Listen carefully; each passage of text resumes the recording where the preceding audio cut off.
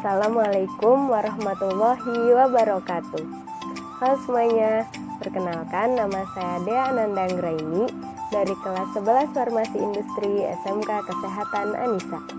Di sini saya akan memberikan contoh teks eksplanasi tentang banjir. Kita tahu di Indonesia, terutama di kota Jakarta, sering sekali terjadi banjir. Banjir adalah peristiwa yang terjadi ketika keadaan tanah tidak dapat menyerap air dengan sempurna, sehingga air tersebut merendam daratan. Banjir juga dapat mengakibatkan beragam masalah, seperti masalah ekonomi, sosial, perusak lingkungan, merusak sarana dan prasarana yang ada, bahkan sampai memakan korban jiwa.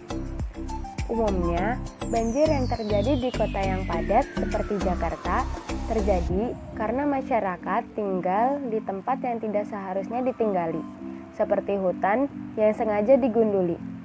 Hutan yang gundul akibat penebangan liar sangat berpotensi terhadap timbulnya banjir, sebab akar yang seharusnya berfungsi sebagai penyerap air tidak ada, sehingga air tidak terserap dan menggenang di daratan. Penyebab utama terjadinya banjir adalah curah hujan yang tinggi dan terus-menerus dalam jangka waktu yang lama. Namun, selain disebabkan oleh hujan, banjir di kota Jakarta sendiri diakibatkan oleh sebagian aspek yang sistem irigasinya kurang baik, serta saluran air yang tersumbat. Tersumbatnya saluran air ini juga dapat disebabkan oleh ulah manusia yang membuang sampah sembarangan.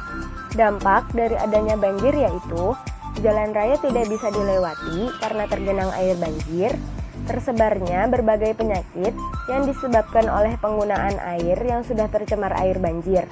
Penyakit-penyakit yang disebabkan oleh banjir adalah diare dan penyakit-penyakit lain yang disebabkan oleh nyamuk atau serangga seperti demam berdarah, muntaber, dan malaria. Dampak lainnya adalah banyaknya rumah yang hancur dan berjatuhannya para korban jiwa. Derasnya air dari hulu ke hulu membawa berbagai material, itulah yang menyebabkan banyak rumah-rumah hancur dihantamnya. Kemudian, dampak-dampak dari banjir tersebut dibagi menjadi 3, yaitu dampak premier, dampak sekunder, dan juga dampak tersier atau dampak dalam jangka waktu yang panjang. Dampak premier contohnya kerusakan fisik seperti mobil, bangunan, jalan raya, dan lain-lain. Dampak sekunder contohnya persediaan air, pepohonan, penyakit, kesediaan pangan, dan lain-lain.